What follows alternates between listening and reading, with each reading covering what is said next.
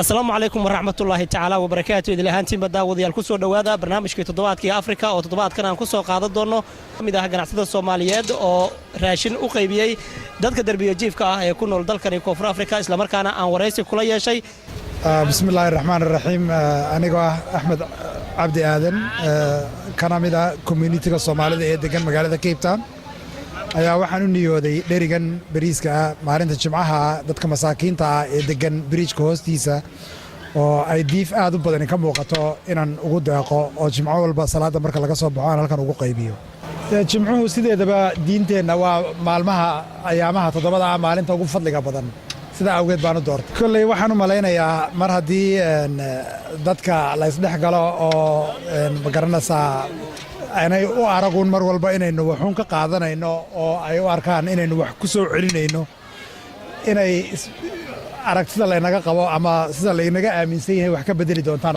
marka ma waqti ku qabsan miyaa jiro oo aad ku akay doonto sida waxa doonaysaa inaad sii wado qoodinta aad qoodinayso dadka dalxiiska ma waxaan rabaa intaan awoodo inaan wado ma aha waxaan joojin rabo iyo ma garanaysaa wax muddo gaabana maaha muddo dheer aan ugu talagalay waxaan doortay imika maalinta jimcaha hadhow ilaahay hadduu ii saamaxana waxaan ka dhigi doonaa ilaa ugu badnaan 7 cisho 7 days a week.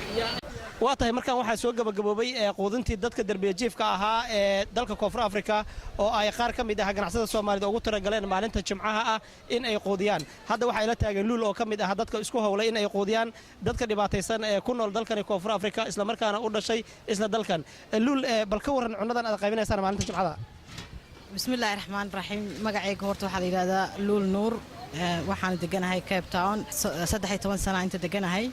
marka waxa igu qasbay inaan maxay ahayd dadka meesha darbi jiifka aan cunto aan u kariyo waxyaalo badan oo duruufo badan baan arkay gaajo badan baan arkay dad iska tabaaleysan baan arkay marka sadaqa horta number 1 waxay ahayd walajeedadeeda ma aha ama dad istus ama maxay ahayd qof wax ka sameeyo ayadoon ahayn waxay ahayd inaan maxay ahayd dadka masaakiinta aan sadaqa aan ka niyeystay oo talabaadna waxay anficaysaa isdhaxgalka dadka Soomaalida ee naceebka ay dadka ajnabiga u qabaan oo Soomaalida dad wax qaadanayo oo dadka waxba aan ku soo celin mar walba ay noo heestaan inaan dad bulshanahay oo dadka wax ka caawin karno oo waxna la soo bixi karo inaan nahay inaan tusno way. waa tahay luul waa warbaahinta Soomaaliyeed waa markii ugu horeysay oo qoys Soomaaliyeed oo soo hilqaamo inuu wax siiyo dadka saboolka ah gaar ahaan dadka darbiga jiifka ah.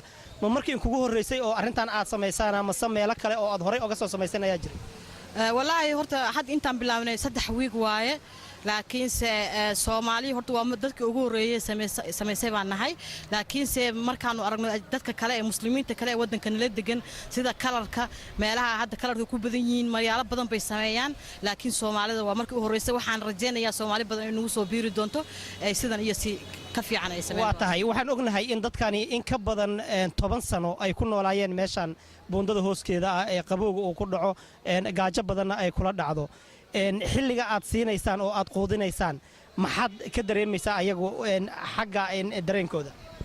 wallaahi aad bay u farxaan sababtoo aad iska garan kartaa qof gaajoonayo oo banaan jiifo oo dhaxan iyo qabow iyo roob iyo waxba ku dhaceen oo haddana maxay ahaday aan cunto iyo wuxuu rabaan haysanin oo cunto kulul loo keenay kulleeyba adigu iska dareemaysaa qof gaajo yaqaan dhan buu dareemi karaa. waa tahay marka luul dabcan waxaad sheegtay inaad dhowr usbuuc aad wadeen cunno siintan dadkan ma jirtaa wax dad ah oo arrintaani ku dhiirigeliyay in aad sii wadaan ama aad ballaarisaan mase jirtaa tirkoob aad dadkan wax ku siidaan mase qof walba oo markaas dhibaataysan ee meeshan joogo ayaad wax siidaan. wallaahi annaka cidna ma kala doorano meesha dad badan baa iska masaakiin ah Soomaaliya ku jirto madowba ku jiro dad kale ku jiro iska wadani ah marka qofkii gaajoonaya kuwiiga soo galo waan iska siinaa marka annagana dad badan oo waxa company ma nihiin waa waxaan gurigana kala aan kala soo baxnay marka waa waxaan sadaqa u duuyo. waa tahay marka ma jirtaa maadaama aadna company ahayn oo aad waxaad keenteen ay yihiin wax xadidan dad masaakiintaas ka mid ah oo inta aad keenteen ay ka go'aan oo ayagoon markaas aan waxba meesha ka qaadan meesha ka noqdo ma jirtaa intii aad wax qaybinaysay. way dhacdaa sababtoo ah annagoo cuntada gureynay sometime cuntada go'da sababtoo ah waa wax anaga iska jeebiraanahay waxa Ilaahay ka rajeynaa inuu annagana Ilaahay na siiyo ayagana aan siino. ugu dambeyntii maxay la egyihiin marka waxa aad keentaan qarash ahaan raashin ahaan waa qiimo intee la eg ayay ku kacayaan maalintii jimcaha inta aad keentaan. والله ما بدنو صدقة مركي اللي يراهدو وحاس وح كبدن بولا بحين كرا سومالida bal fi joogto aday dadka masaakiinta wax siinayeen wax intaasi wax ka badan wala siin kara aniga laakiin gurigeyga hadaan ku qiyaaso wali waxaan ku bilaabay 10 kilo oo bariis iyo 10 kilo oo hilib iyo 15 kilo oo cabitaan ayaan ku bilaabay marka maxaad community kale ee Soomaalida ugu baaqaysaa waxaan ognahay in isdhexgalka bulshada ee Soomaalida lagu dhaliilo oo aan inta badan aysan isdhexgal aysan lahayn maxaad ugu baaqaysaa bulshada Soomaaliyeed in ay tilaabo qaataan midan aad sameeynaysan iyo mid la mid oo kale waxaan rajaynayaa Soomaalida balfil ku nool dadka badan wax way haystaan qaarna wax ma haystaan waxaan jeclaan lahaa ayadoo sadaqo u niyoona ayadoo ba ahayn ama istus ama maxay ahayd wax kale baan ahayn inay iscaawiyaan oo dadka masaakiinta sadaqo u noqonaysa adduunyo maanta adduunyo way barina aakhira waa laga tagayaa waxana xoolaha marka waxaan jeclaan lahaa dad badan inay sidanada ay sameeyaan oo nagu daydaan oo soo biiraan oo dadka masaakiinta wax siiyaan jeclaan lahaa waa tahay anigu ma aan in la ballamin meesha aan ku arkay idinkoo qaybinaya raashinkan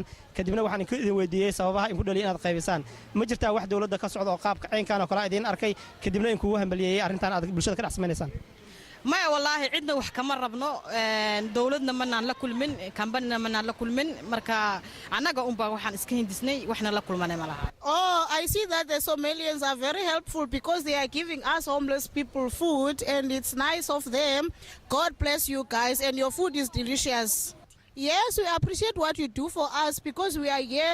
Some of us, we don't have money. We're just sleeping here. We scurry looking for some ways to get money. But you always come here on Fridays and give us something. Thank you, guys. I don't get meat, a bone. Yes. You happy? I'm happy. Thank you for some money. aad baad u mahadsantahay luul daawadayaal barnaamijkii toddobaadkii Afrika oo toddobaadkan aan ku soo qaadanaynay dadka darbijiifka ah ee u dhashay dalkan Koonfur Afrika intaas ayaan ku soo koobayaa barnaamijka waxa aan la socodsiinayay anigoo ah Xasan Kaafi Maxamed Shire dhanka kaamirada waxa iga saaciday saaxiibkay Cabdiraxmaan Al Ruuxi intaan mar kale ku kulmi doono barnaamijkan la mid ah waxaan kaga tagaynaa sidaas iyo nabadgelyo